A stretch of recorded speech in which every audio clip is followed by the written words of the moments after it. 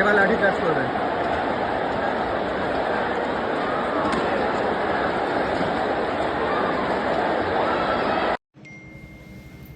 দেখুন, আরও একবার প্রমাণিত হলো যে তৃণমূল কংগ্রেস মানেই হচ্ছে এই ধরনের অসভ্যতা, তৃণমূল কংগ্রেস মানেই হচ্ছে এই ধরনের মৎসন্যায়।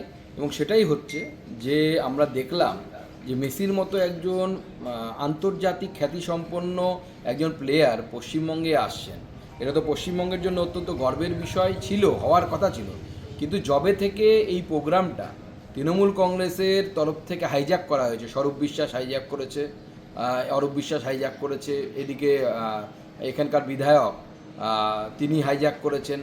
তো পুরো প্রোগ্রামটা, এবং যারা ঢিল ছুঁড়েছে তারাও, বোতল ছুঁড়েছে তারাও তৃণমূল, সব অরূপ বিশ্বাসের লোক, আমার কাছে যা খবর আছে। এবং শুধু তাই নয়, টিকিট বিক্রি হয়েছে 5,000 8,000 টাকা করে, এবং সেই টিকিটের কালোবাজারি হয়েছে। পুরোটাই একটা মেস, মানে মেসি অন মেস সেটাই হয়ে গেল। এবং সেটা করলেন হচ্ছে তৃণমূল কংগ্রেসের অসভ্য, অভদ্র, বর্বর যারা নেতানেত্রী এবং তার সাথে যারা আছে তারা। এবং প্রমাণ হলো যে পশ্চিমবঙ্গের পুলিশ এইটুকু প্রফেশনালিজম নেই যে এত ভিড় কিভাবে কন্ট্রোল করতে হয় সেটা পর্যন্ত জানে না। তৃণমূল কংগ্রেস দল এবং তৃণমূল সরকার এই দুজনে মিলে মেসিকে মেস করে ছাড়লো।